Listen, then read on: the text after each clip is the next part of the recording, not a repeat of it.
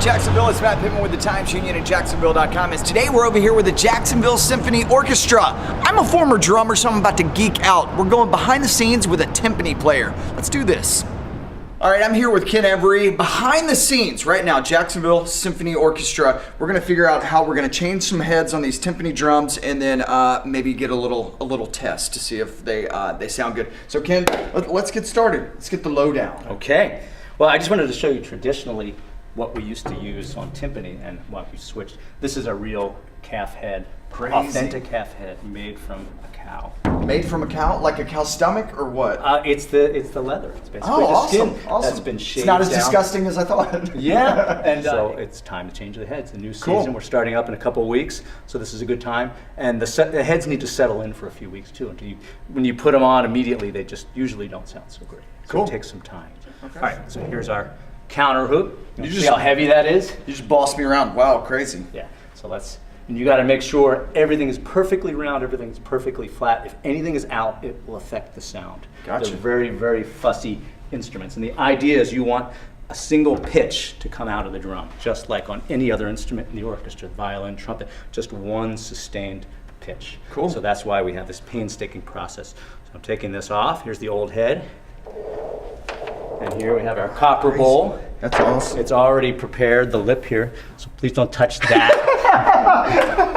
Because the oils on your hand will disintegrate the Teflon. Already breaking rules? Yeah, that's awesome. We spray it with a Teflon product. See, yeah, take the Matt Pittman off of the drum. That's funny. Don't touch. And we're going to try We should do the promo. This is where you get free endorsements, Ken.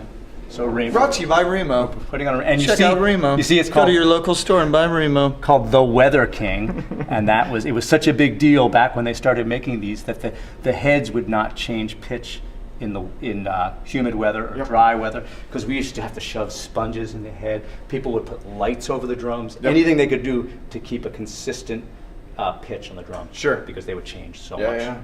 So putting this on. So let's take. Would you hand me the counter hoop? I will. Ta-da!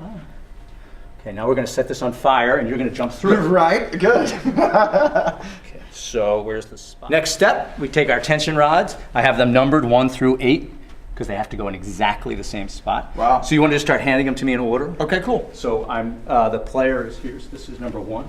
Here's number 1. Thread those in. I'm just going to put them in right now. So technically, if the drum sounds bad, it could be my fault. Absolutely. Okay. See, you got a good excuse. Yeah. Okay, so theoretically at this point, there should be equal pressure in every spot. Now we're going to bring the head up and pitch.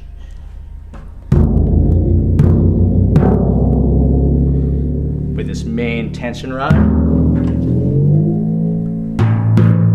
Already it sounds pretty good, actually. You can tell almost immediately if it's going to have a decent sound. This head has a lot of resonance. You want to try it? Yeah, sure. Okay. So these are bamboo sticks. Okay. Made by my friend Tom Freer. See, that's another Freer plug. Percussion. Yeah. How about that? Is there a proper way? Oh yeah, but that would take years to teach you. Actually, you look perfect right now. Okay. Yeah, go for it. Awesome. Am I hired yet? Yeah, relax your pinky. You're causing tension. But looks good. All your fingers around the stick and relax. Oh, your first stroke was perfect. So I'll give you an idea. Let's just see how it sounds in another range.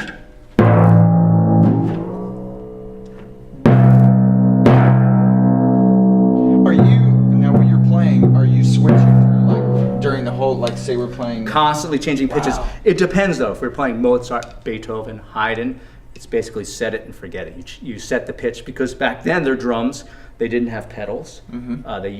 Not only did they use real heads, but they used goat heads, which were really thick, barely had a pitch.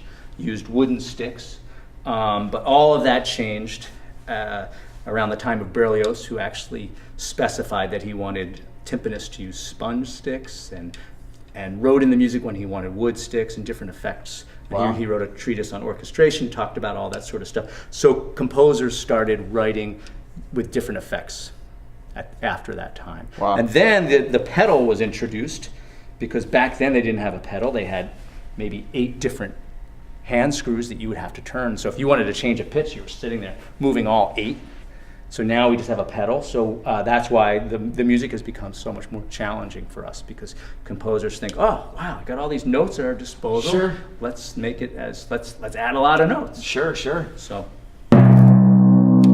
anyway, we lucked out. Cool. So that's kind of it in a nutshell. There you go. Ken selling us on the drums. Awesome. Thanks, man. Sure. I appreciate Thank you. it. It's fun. Yeah.